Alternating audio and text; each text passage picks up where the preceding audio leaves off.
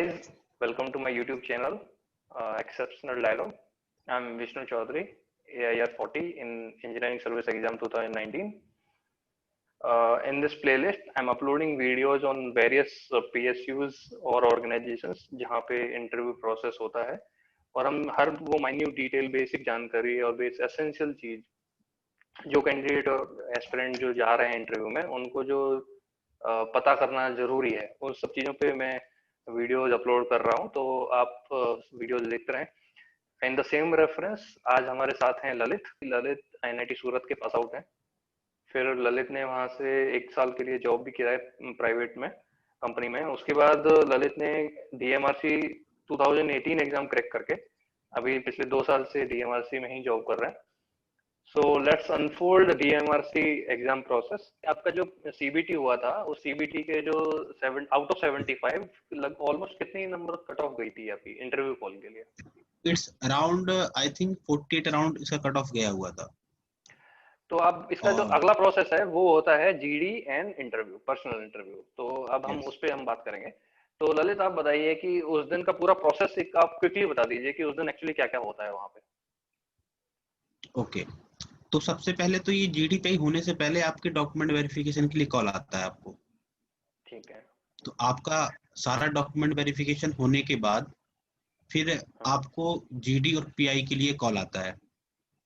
अगर आपके डॉक्यूमेंट सब ओके हैं फिर आपको कॉल आएगा जीडी पीआई के लिए। तो उसमें पहले आपका जीडी होगा फिर आपका पीआई होगा। तो उसमें जैसे एट दैट टाइम जब मेरा हुआ था तो उसमें 22 का बैच था। तो उसमें इन लोगों ने 4 बैच डिवाइड किए थे, group 1, group 2, group 3 and group 4। तो एक ग्रुप में अराउंड 5 to 6 बंदे थे। तो हम लोगों को सारे डॉक्यूमेंट जो हमने वेरीफाई हुए थे पिछली बार लास्ट टाइम जो हुआ था वो सारे डॉक्यूमेंट्स मंगवाए थे कि आप सारा लेके आइए डॉक्यूमेंट्स। तो हम डॉक्यूमेंट्स लेके गए थे और उसके बाद हमारा जीडी स्टार्ट होता है, उसके बाद पीआई स्टार्ट होता है। ओके, तो हम एक एक करके इन दोनों पे अलग अलग बात करेंगे, पर्सनल इंटरव्यू और जीडी पे भी। तो जीडी जो है, आप पहले हम जीडी पे आते हैं। क्योंकि क्या होता है कई लोगों को जीडी में बहुत प्रॉब्लम होती है बोलने में और इस सब में, तो हम पूरी बेसिक आप एसेंशियल जानकारी दे दीजिए सो दैट उनको पहले से इन्फॉर्म रहे कि एक्चुअली होता क्या है उस दिन। तो सबसे पहले आप बताइए कि एक्चुअली कितने लोग को ग्रुप बनाते हैं वहाँ पे? Generally 5 to 6 people. 5 to 6। एक राउंड टेबल पे सबको एक साथ बिठा दिया जाता है? हाँ, एक कॉन्फ्रेंस टेबल रहता है आपका, राउंड टेबल, वहाँ सब लोग बैठ जाते हैं। अब आप बताइए कि ऑलमोस्ट वहाँ पे कितने लोग डीएमआरसी की असेसिंग अथॉरिटी के होते हैं जो आपको दूर से देख रहे होते हैं कि कैसा बोल रहे हैं, क्या कर रहे हैं? Around 2 people only. जीडी का जो टॉपिक है वो आपको खुद सेलेक्ट आपस में डिस्कस करके चुनना होता है या फिर वो खुद बताते हैं कि ये आपका जीडी टॉपिक है? नहीं, एक्चुअली सामने एक व्हाइट बोर्ड रहेगा आपके।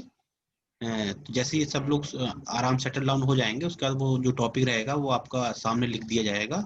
उसके बाद आपको 2 या 3 मिनट दिए जाएंगे एनालाइज करने के लिए अपने आप के थॉट्स को, और आप उसको राइट डाउन कर लीजिए, then they will start. Okay, तो आपको पेन पेपर भी देते हैं कि आप उसमें लिख लो आपको जो भी लिखना है? ओके, तो आपका जीडी ऑलमोस्ट कितने कितने देर के लिए चलता है, आपको कुछ टाइम आइडिया है? अराउंड आप ये मान लीजिए एक बंदा जनरली 1 to 2 मिनट्स बोलता है रैंडमली, ऐसा कुछ नहीं फिक्स नहीं है कि कौन कब बोलेगा, जिसको जब लगता है। तो अराउंड आप ये मान लीजिए 15 to 20 मिनट्स के अराउंड एक जीडी चलता है। ओके, तो ये जीडी टाइमिंग भी हो गया और उसमें एक्चुअली ये वो डिबेट काइंड ऑफ जीडी होता है जिसमें आपको ऐसा इंडिविजुअली टाइम नहीं दिया जा रहा है कि आपको इस वक्त बोलना है, आपको इस वक्त बोलना है। बस कोई भी कभी भी चालू कर सकता है बोलना, करेक्ट? हाँ, अपना पॉइंट आप रेज कर सकते हैं। आप ये बताइए ललित, अगर अभी कभी ऐसा हो जाए कोई लैक ऑफ कॉन्फिडेंस फील कर रहा है और अगर उसने नहीं बोल पाया वहां पे, तो क्या वो अथॉरिटी के आपके जीडी में ऐसा कभी हुआ था या आपके साथ हुआ ही नहीं? क्योंकि कई बार ऐसा तो कोई बोल नहीं पा रहा तो वो असेसिंग अथॉरिटी के लोग बोलते हैं कि आप भी बोलिए कुछ, या उनको मौका देते हैं कि नहीं देते हैं बोलने का। नहीं, इसमें ऐसा मतलब कि जनरली वो ऑब्जर्व करते हैं, ऐसा वो बीच में इंटरफेयर मतलब कि नहीं किया था। मेरी जो ग्रुप डिस्कशन हुआ था इसमें, उसमें तो इंटरफेयर नहीं किया था, वो जनरली नहीं करते हैं। तो मतलब कि आपको अपना का पॉइंट रखना है, इट्स बेटर कि आप रखिए अपना पॉइंट, क्योंकि अगर आप कुछ नहीं बोलेंगे तो आप हाईलाइटेड रहेंगे। और मतलब कि जीडी और पीआई मतलब इसमें से जीडी का वेटेज ज्यादा रहता है कि आप अपना पॉइंट रख पा रहे हैं या आपका नहीं ये रख कहना पा है रहे कि हैं। हाँ, हम्म, हम्म। तो इसमें जीडी और पर्सनल इंटरव्यू में भी हम कंपैरिजन करवाएंगे आपसे। तो ऑलमोस्ट मुझे लगता है कि जीडी के बारे में ये जो बेसिक प्रोसेस तो पता लग गया है। अब आप ये बताइए कि आपका जीडी टॉपिक क्या दिया था वहाँ पे? मेरा जी टॉपिक था कि किसी भी सिटी में मेट्रो बनाने के लिए उसमें कौन कौन से फैक्टर हैं जो हम कंसिडर करने चाहिए। तो ये टॉपिक आपका दिया है, तो अगर ये जीडी जो हुआ वहाँ पे आपको इंग्लिश में ही बोलना था या हिंदी इंग्लिश दोनों बोल सकते थे? आप दोनों बोल सकते हो जिसमें भी आप कंफर्टेबल हैं। कि आप इंग्लिश पे उतना ना, अगर आपकी इंग्लिश इतनी अच्छी नहीं है तो आपको ये ऐसा नहीं है कि इंग्लिश की वजह से कुछ हो सकता है। आप बस जो आपका पॉइंट है वो अच्छे से रखिए, कोई भी लैंग्वेज आप चुन सकते हैं। खैर, अब इस पे बात करेंगे ललित की आपका जो टॉपिक है वो एक्चुअली उन्होंने मेट्रो से रिलेटेड ही दिया है। क्या वो जनरली मेट्रो से रिलेटेड ही देते हैं या बाई चांस आपको मेट्रो से रिलेटेड? नहीं, हमको बाई चांस मिल गया है। बाकी और भी जो 3 ग्रुप्स थे तो उनके अलग अलग टॉपिक थे, मतलब कि not in metro field, some other field.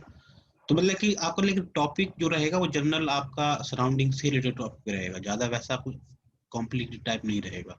तो ललित, आपने भी इसके लिए कुछ स्पेशल या स्पेसिफिक तैयारी करी थी या बस आप अपने कॉन्फिडेंस से चले गए देने जो होगा देखेंगे? नहीं विष्णु, जीडी के लिए तो ऐसा कुछ मतलब कि अलग से कुछ नहीं किया था।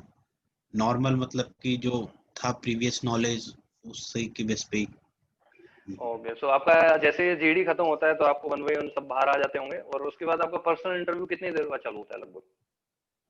उसके बाद जब सबका जीडी खत्म हो जाता है, सारे चारों ग्रुप का, उसके बाद पीआई स्टार्ट हो जाता है। ऐसा नहीं है कि एक ग्रुप का जीडी खत्म हो गया तो उसका इंटरव्यू लेने लग जाएंगे। सबका जब हम्म, खत्म हो जाएगा तब एक साथ वन बाई वन सबका पर्सनल इंटरव्यू होगा। हम्म। सो अब हम पर्सनल इंटरव्यू की बात करेंगे ललित की। आप पर्सनल इंटरव्यू के बारे में बताइए, आपका उसमें बोर्ड मेंबर कितने थे टोटल? उसमें टोटल 4 मेंबर्स थे। आई थिंक उस चारों में से एक एचआर का बंदा था या बंदी, हो सकता है। बाकी 3 मेंबर बोर्ड ऑफ डायरेक्टर्स थे, या फिर डायरेक्टर्स जो प्रोजेक्ट डायरेक्टर हो सकता है, ओएम डायरेक्टर हो सकते हैं। हाई लेवल के बंदे थे सारे, डीएमआरसी के ही। तो आपका पर्सनल इंटरव्यू हुआ था वो एक्चुअली कितनी देर चला और उसमें किस तरीके के सवाल आपसे पूछे गए थे? मेरा जो इंटरव्यू चला था वो अराउंड 20 to 23 मिनट्स, मतलब कि जो मैं एक्चुअली टाइमर लगा के गया हुआ था, तो अप्रोक्सीमेटली 23 मिनट्स के अराउंड मेरा इंटरव्यू चला था। और मुझे लगता है कि मतलब इंटरव्यू की वेटेज इतना ज्यादा इसलिए नहीं है क्योंकि जैसे मैं इंटर किया उसके बाद जो मुझसे जनरल क्वेश्चन जो पूछे गए, टेक्निकल तो मुझसे कुछ नहीं पूछा गया था। जो मुझसे पूछा गया आप कहाँ से हैं, आपने कॉलेज कहाँ से किया है आपने, फिर वहाँ उस एरिया के बारे में, आप जिस सिटी में रहे हैं, ये सब नॉर्मल क्वेश्चन मुझसे पूछे गए थे।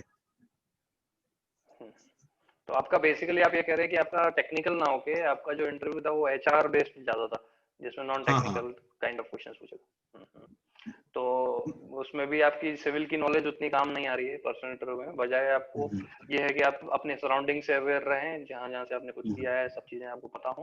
वैसे आपको कुछ सवाल याद हैं अगर कि टेक्निकल में आपको कुछ याद हो कि किस तरीके के सवाल पूछे गए थे, अगर याद हो तो? जैसे कि मैं क्वेश्चन बताता हूँ, उन्होंने पूछा आपने बीटेक कहाँ से किया, मैंने कहा एनआईटी सूरत से। तो उनके दिमाग में क्वेश्चन आता है, अच्छा सूरत से, तो पहले पूछते हैं सूरत का रेडियस कितना है, बताइए आप मुझे। तो मैंने बताया सूरत का रेडियस, तो फिर पूछते हैं अच्छा बताइए एक मेट्रो अगर मैं बनाता हूँ सूरत में तो एक एंड से दूसरे एंड में एक मेट्रो को जाने में कितना टाइम लगता है। और फिर एक क्वेश्चन और पूछा था मुझसे कि आप दिल्ली में इतने दिनों से रह रहे हैं, तो एक एंड से सेकंड एंड से मेट्रो जो जाती है उसमें कितना टाइम लगता है। इस तरह से एक जनरल क्वेश्चन पूछे थे। General question. तो बेसिकली आपको थोड़ा वो मेट्रो से लिंक करके इधर उधर के क्वेश्चन आपसे पूछ रहे हैं, तो आप उस वक्त थोड़ा अवेयर रहे हैं तो आप आंसर कर पाएंगे। और बहुत ज्यादा आपने कुछ बहुत स्पेसिफिक तैयारी करके गए थे या पर्सनल इंटरव्यू के लिए, या आपने जो आपकी इंजीनियरिंग सर्विस की प्रिपरेशन थी उसी बेसिस पे आप चले गए थे? बस मैंने एक दो वीडियोस देखे थे पीआई के, जीडी के, मतलब ऐसा कुछ मैंने नहीं किया, एक आध दो वीडियो देख लिए थे कि क्या फॉर्मल होना चाहिए क्या नहीं होना चाहिए क्या हो। लेकिन मुझे जनरली स्पेसिफिकली डीएमआरसी से रिलेटेड कोई वीडियो मिला नहीं यूट्यूब पे। थैंक्स टू यू कि आप ऐसा कुछ प्लेटफॉर्म तैयार कर रहे हैं लोगों के लिए, कि लोगों को परेशान नहीं होना पड़ेगा। तो इस पे मैं तो ऑब्वियसली आपको थैंक यू बोलूंगा कि आपने मेरी रिक्वेस्ट एक्सेप्ट करी और आप आए, कि आपने अपना जो एक्सपीरियंस है वो शेयर किया। अच्छा ललित, मुझे लगता है कि आपने बेसिकली सारे ऑल जो क्वेश्चंस हो सकते हैं वो आपने बता दिए हैं पर्सनल इंटरव्यू और जीडी के रिलेटेड। अब बस आपसे ये सवाल मेरे को पूछना है कि आपका पर्सनल इंटरव्यू प्लस जीडी में आपको क्या लगता है कि किसका वेटेज ज्यादा है वहां पे, और दूसरा आपको ये बताइए कि ओवरऑल कि ऐसा है कि आपका एग्जाम ही अच्छे से करने से सिलेक्शन हो जाएगा या फिर आपको पर्सनल इंटरव्यू इन जीडी को भी बहुत अच्छे से लेके चलना पड़ेगा सीरियस। Okay. सबसे पहले तो मैं ये बताऊंगा जो मुझे लगता है, मतलब कि और दूसरों के पॉइंट ऑफ व्यू अलग हो सकते हैं, ठीक है ना। जो मुझे लगता है कि जीडी का वेटेज ज्यादा रहता है कंपेयर टू पीआई, क्योंकि और सेकंड चीज आपने जो पूछा कि मतलब कि ओवरऑल ओवरऑल मैं ये कहूंगा अगर आपका टेक्निकल बहुत स्ट्रांग है तो आप वहां, अगर इसको जैसे सपोज करो मैं अपना केस लेता हूँ, मुझे जो जीडी पीआई का कंबाइंड मार्क्स था 17 मार्क्स था मेरा, लेकिन मेरा टेक्निकल बहुत स्ट्रांग होने की वजह से मेरा टेक्निकल में काफी अच्छा मार्क्स था। और उसी बैच में ऐसे भी बंदे थे जिनका आपका जीडी पीआई मिला के 22 मार्क्स था आउट ऑफ 25। अच्छा।